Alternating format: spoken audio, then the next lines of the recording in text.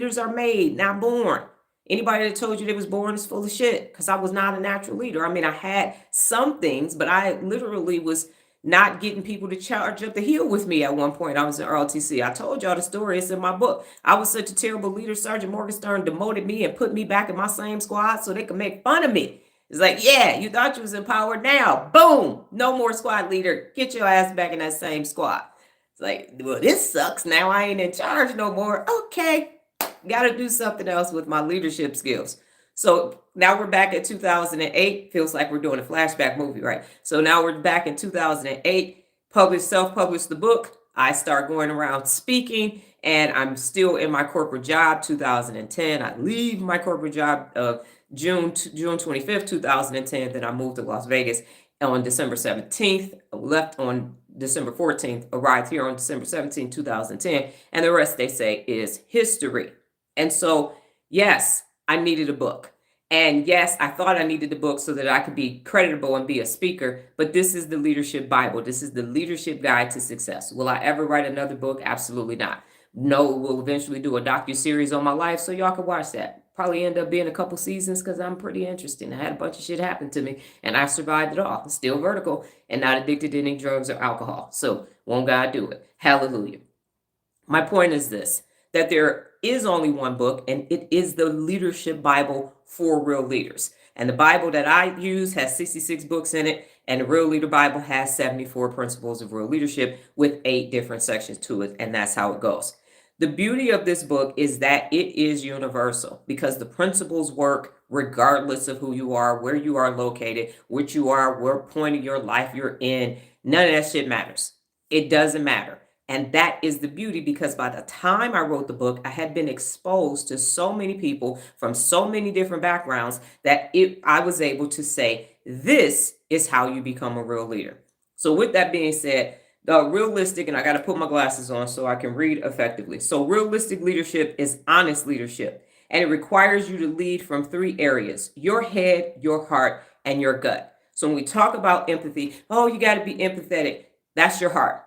Your gut is going to tell you what to do, and your gut is going to say, hey, keep you safe. Your heart is going to keep you human, and your head is going to keep you strong and powerful. So that's what being realistic actually means. Now, the principles under realistic are: embrace change, be coachable, solicit feedback, eliminate clutter, get and stay organized, eliminate distractions, take risks, go for it, and believe in yourself.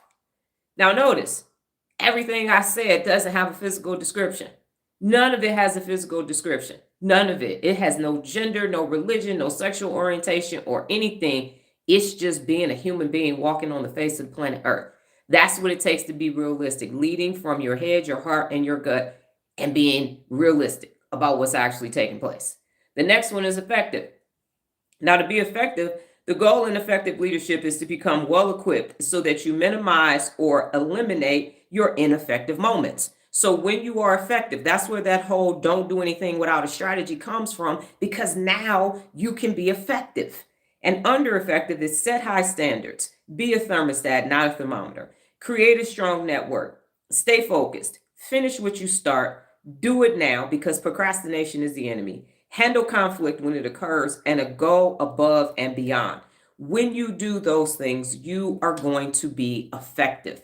That is what we need. Once again, there is no physical description to effective. There is no, well, you got to be 5'2" and a half and 105 pounds. You need to be 75 years old. You need to be 32 years old. You got to be from the West Side. You got to be from the US. You got to be from Australia. None of that is there. Why? Because I am the CEO of Me Incorporated. I am the CEO of Me Incorporated. And if I want to be effective, I got to set and maintain high standards.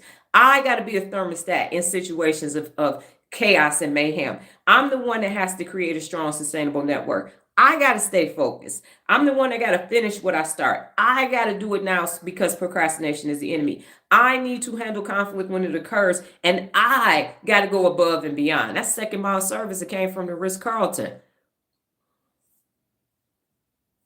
Yes, it's one book for everything. It is the Real Leader Bible. It is. And for those of you who don't believe in religion, you could just call it the Real Leadership Guide to Success. Ain't no judgment over here. Believe in a higher power or not, the choice is yours. So you're being effective. The next